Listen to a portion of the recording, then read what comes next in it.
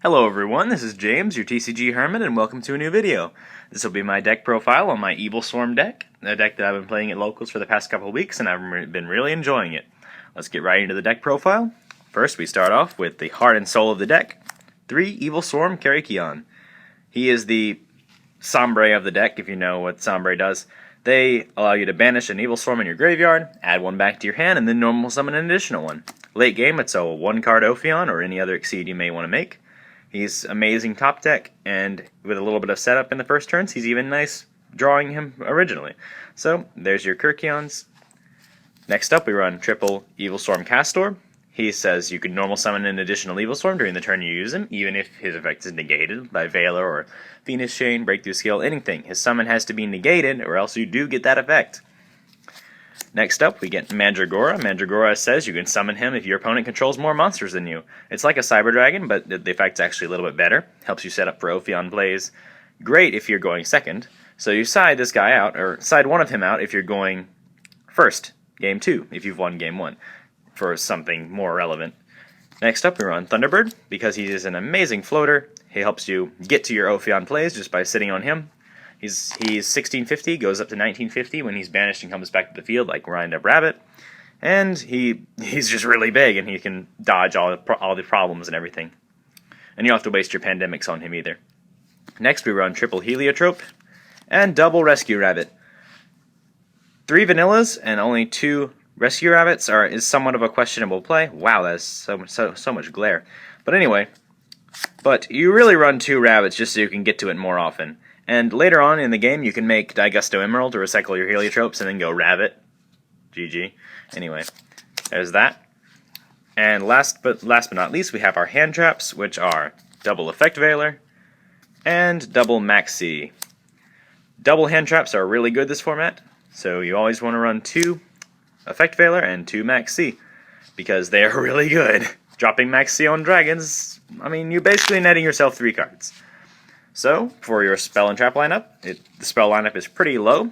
We have triple Infestation Pandemic. It is the searchable Lance for the deck, searchable by Ophion, affects all of your Evilswarm monsters. And yeah. Next we run double Forbidden Dress, because Ophion is somewhat weak to monster effects. So, remember if they have a monster effect that's going to target you, to chain Dress before they activate the effect. But most monster effects are just going to destroy, so Dress is very helpful for that. Next up, we run Rhoda for the searching of Castor, because he's a warrior. And then we run the Holy Trinity of Dark Hole, Heavy Storm, and Monster Reborn. And it's pretty obvious. Heavy Storm is just an amazing card. Dark Hole in this deck is more relevant because you can just chain Pandemic to it and wipe out your opponent's cards. And Monster Reborn is really good because you can reborn Karikion and make a free Exceed monster. And there's your spells. Next up we have traps. We have 1 copy of Infestation Infection. This card is very good because you can use it to turn one of your more useless Evilswarm monsters late game into a Karikion. This helps you make another Exceed because, again, Karikion is a 1-card Exceed.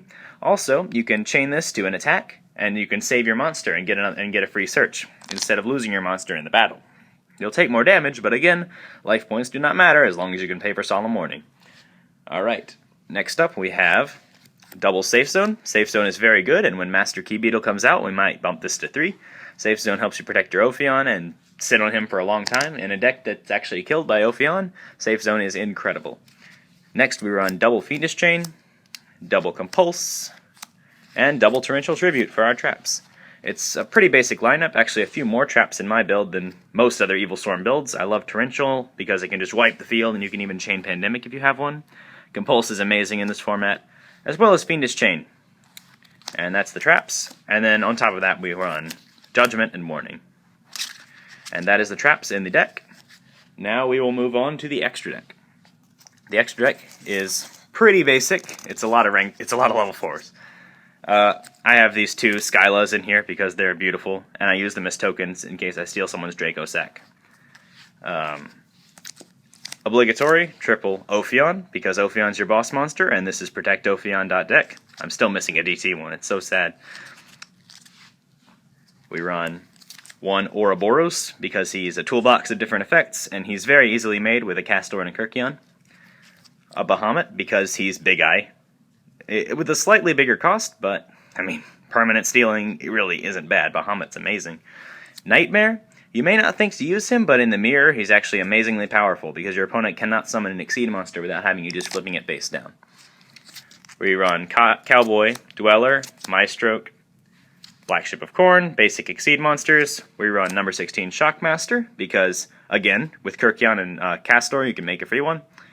And we run Photon Papilloperative to kill the face-down monsters, as well as the duo from Hidden Arsenal, Chain and Emerald, because they have each of them have 2 useful effects, like a mini Pot of Avarice, or summoning one of your heliotropes, or with Chain, stacking your deck a little bit, or sending a card to the graveyard to add for Kirkion's effect.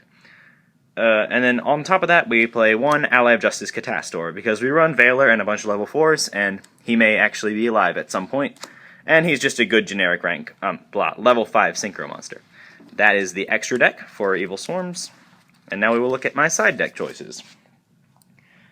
Right now we have 2 Mystical Space Typhoons, because sadly they're just too clunky to stay in the main right now. But with a deck that has a lot of back row, they're good to side in as well. Or pesky cards like Royal Decree or Black Garden or things like that. We run triple Eradicator Epidemic Virus because we can. We run 2 Deck Lockdown because it is amazing against Prophecy, and when Master Key Beetle comes out, you can use it on this card and it won't kill itself after 2 turns. We run a single copy of Reptilian Vasky. I'm considering adding a King of the Pharaoh Imps to the extra deck so you can search this easier. So you decide to send against dragons, and it's easy out to the Draco Sack. We run 2 copies of Droll and Lockbird, obligatory because spellbooks are one of the best decks this format. 3 copies of Macro Cosmos because we can. Side out a Kirkion and some other things for a Macro. Macro kills certain decks, so why not side it? And then finally 2 copies of Imperial Iron Wall for more Prophecy hate, as well as dragons. And basically anything else that does a lot of banishing, kill it. Kill it with fire. And that is my Evilswarm deck profile. I hope you enjoyed that. I will see you guys next time.